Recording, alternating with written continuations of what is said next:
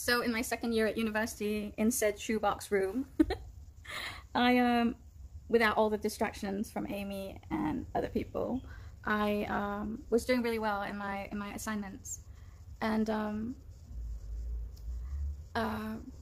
then when there were exams, because the grading is such that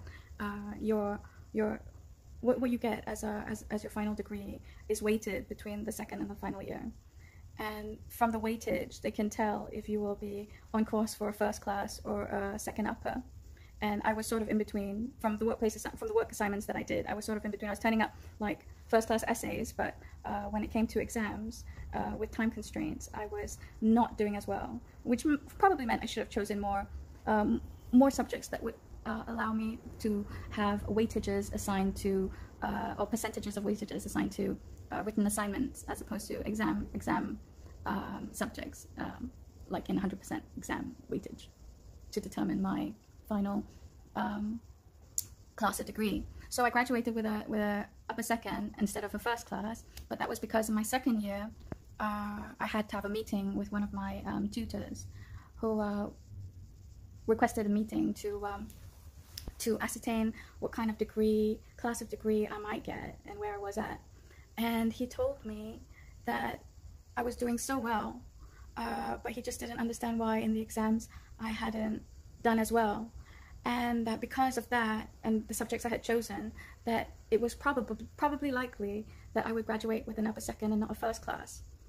I think his name was Professor Nolan. I don't know why he was tasked to talk to me, but I guess they talk to everyone about where they're at and what they're doing and how they're going to do and what they should do.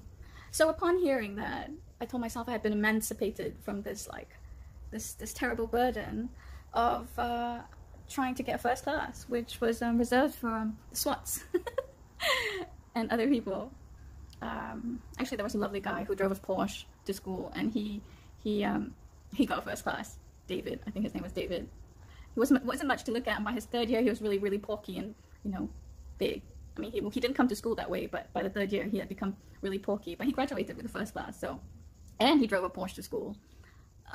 But upon hearing my professor telling me that it wasn't likely that I'd get a first class, although I'd been turning in first class assignments, it's just that my subjects that I'd chosen were more weighted towards examinable subjects, as in the mark that I'd get would be based on exams as opposed to written assignments, which is what some people I knew, they chose really easy subjects like Russian law. There was only one textbook, and you could get a first class because it was like half a written assignment.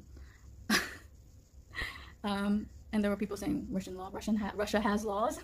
So, but because the weightage was such that you'd get your mark based on maybe 50% of what you had turned in a written assignment, as opposed to during exam time stress, it was more likely that it was considered a softer option, but at the same time it was more likely that you could score well.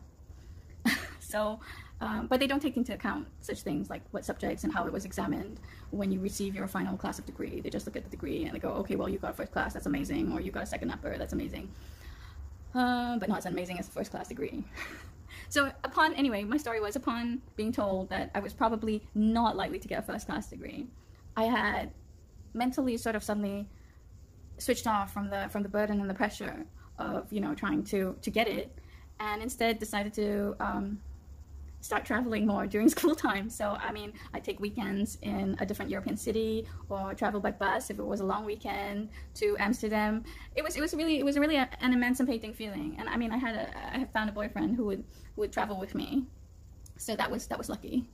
And he had his own car, so we could travel cross country quite easily without having to take the trains if we didn't want to, or planes. Yeah, it was nice.